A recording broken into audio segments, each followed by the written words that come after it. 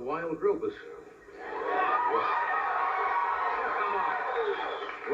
Was Fort Lauderdale overbooked or what? This is our spring break crowd we've been getting here.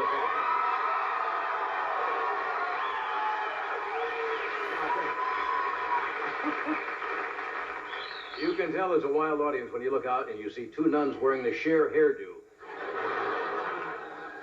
Did you hear the news on the radio today? Cher went home after the Academy Awards and coughed up a fur ball.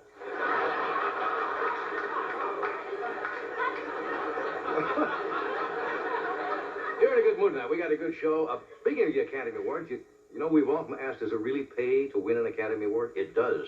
Because there was a new film announced today starring Don Amici and Geraldine Page called Out of Burbank.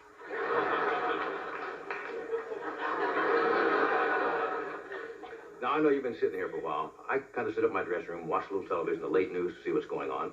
I was watching tonight's National Geographic undersea special called Jacques Cousteau Visits the Libyan Navy.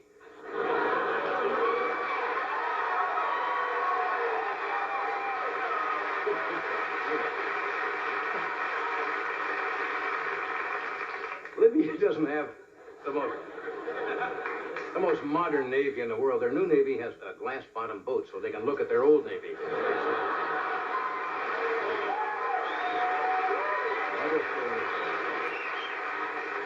Did you know Libya has a battleship that converts to a submarine, but not by choice? Well, as you know, Gaddafi has been saying he wants to expand Libyan water rights, right? And he did. It now goes about 5 miles down.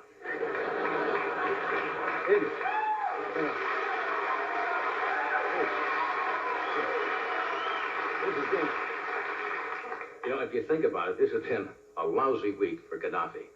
Not only did he lose 4 ships, but he just found out today his daughter, Patty Gaddafi, has written a novel about him.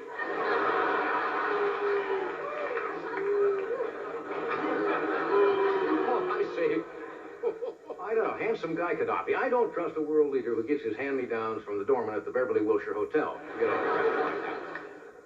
Have you seen the latest on the Marcos saga? The Marcoses are a wonderful couple. Apparently, yesterday, he tried to withdraw $1 billion from accounts he has in Switzerland. $1 billion. Now, that's the kind of guy I'm always stuck behind on the line at the bank. He goes in.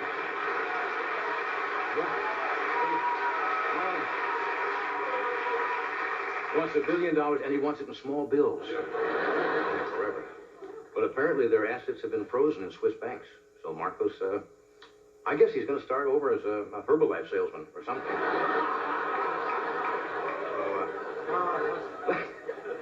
Apparently, they've been staying at, I think, on the Hickam Air Force Base in Hawaii. They moved out the other day, and they went into a multi-million-dollar beachfront home in Honolulu.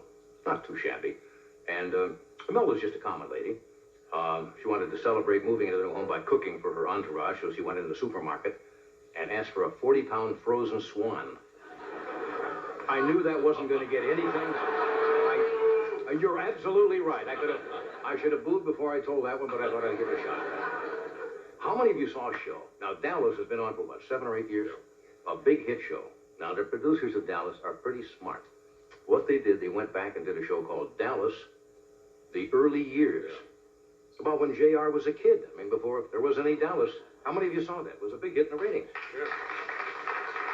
It is starting a trend with other shows. Soon you're going to see a young Crockett and Tubbs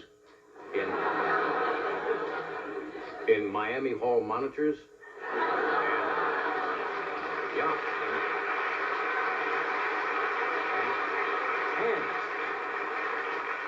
And next week is Magnum P.I. The Bedwetting Years. It's a biggie for Tom.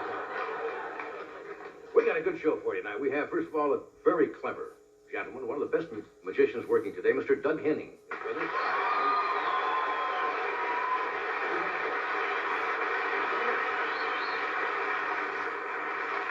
Gentleman who's very funny. He's got a bizarre outlook on life. Has not been on the show for a long time. Mr. Jackie Mason is with us.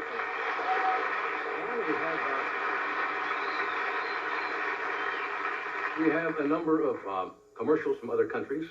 which are very clever. Some of the foreign commercials are more clever than the ones we do in this state, so we have some of those. And I believe we all have a special offer with a new sponsor tonight. Brand new sponsor. Brand new sponsor. Yeah. We'll tell you about in a moment. So thanks for coming. We'll be right back.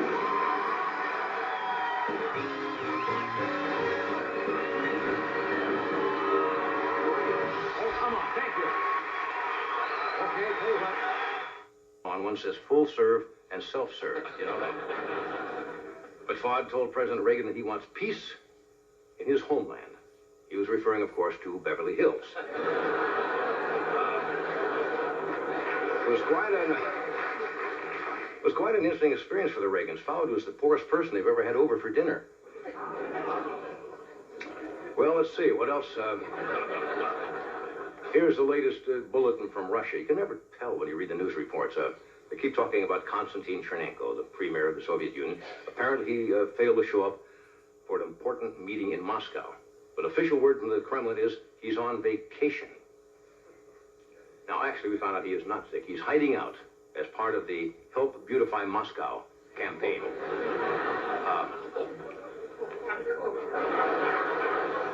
And I wish I was with him. After that joke. Look, at least we know he's not dead. No, because if he's dead, the Politburo in Russia would say he had a cold. So we know he's not dead. Russians have a funny political system. You know the way they select a new leader? They get together and they take a secret ballot on who looks the most ridiculous in a coat and a hat.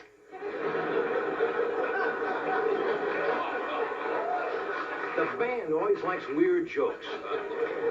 But NBC is taking advantage of all this press stuff coming out of Russia now. They're going to do a new movie, television movie called Moscow Wives. Stars John Candy as Mrs. Chernenko.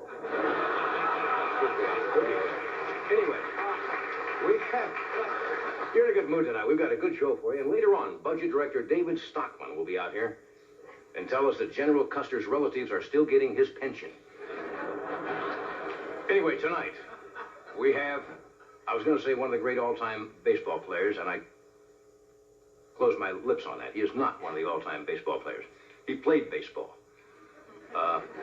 some years ago. Maybe that's overstating it. He was on a ball team, a major league ball team. But we refer to him affectionately as Mr. Baseball. Mr. Bob Uecker is with us tonight. We also have gentlemen, I'm sure you all know, who used to be